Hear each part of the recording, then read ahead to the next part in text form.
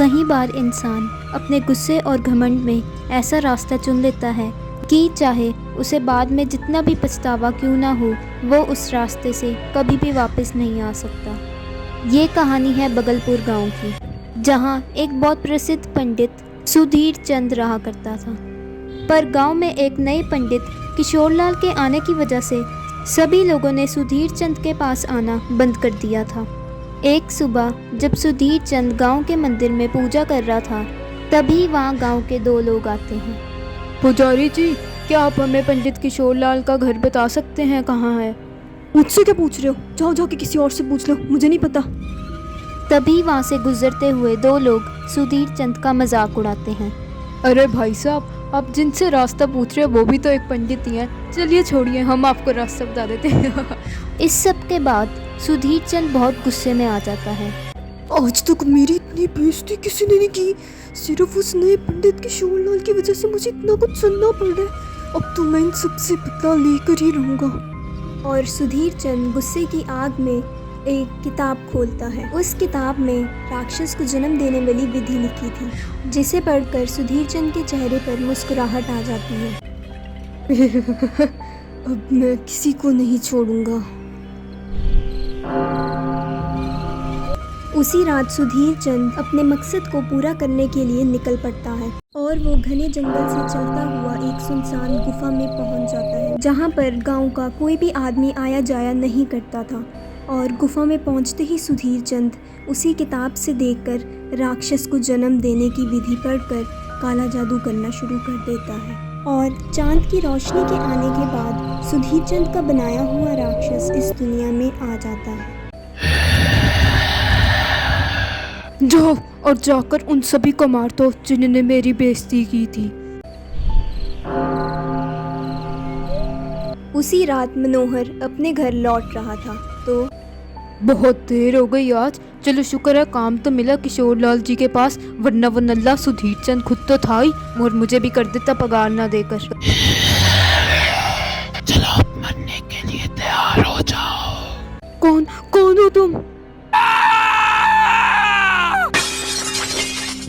और मनोहर मर जाता है। अगली सुबह मनोहर की मौत की खबर सुनकर सुधीर चंद बहुत ज़्यादा खुश होता है।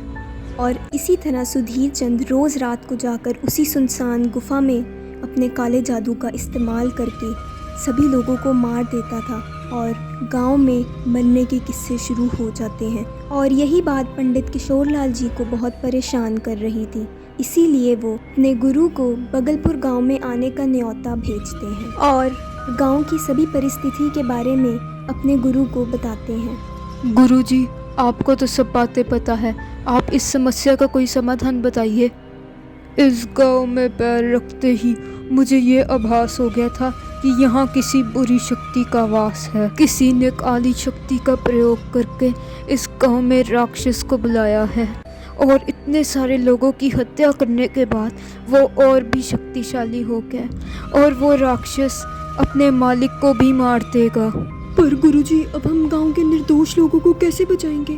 गांव वालों को बचाने का सिर्फ एक ही तरीका है, हमें उस राक्षस को चांद की रोशनी में भोलेनाथ के त्रिशूल से मारना होगा, तभी उसका अंत हो सकता है। उसी रात सुधीर चंद जंगल के रास्ते से गुफा की ओर जा रहा था, तभी उसे अचानक पीछे से आवाज आती है। तुम मुझे कैद नहीं कर सकते। तुम आजाद कैसे हो गए? तुम क्या मुझे ही मारोगे? अपने मालिक को मारोगे तुम? ये याद रखो, मैंने ही तुम्हें बनाया है। मुझे कोई कैद नहीं कर सकता। और सुधीर चंद मर जाता है।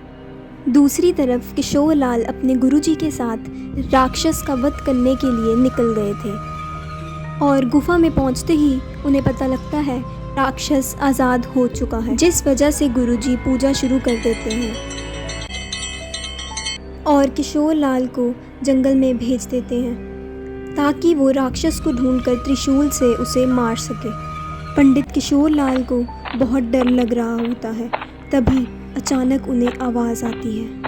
तुम मेरा अंत करोगे। मैं तुम्हें और निर्दोष लोगों को नहीं मारने दूंगा। चांद की रोशनी के आते ही पंडित किशोरलाल त्रिशूल से उस राक्षस को मार देते हैं और राक्षस की राख को मिट्टी में गाड़ देते हैं। उस राक्षस की राख किसी के भी हाथ नहीं लगनी चाहिए, वरना अनर्थ हो जाएगा।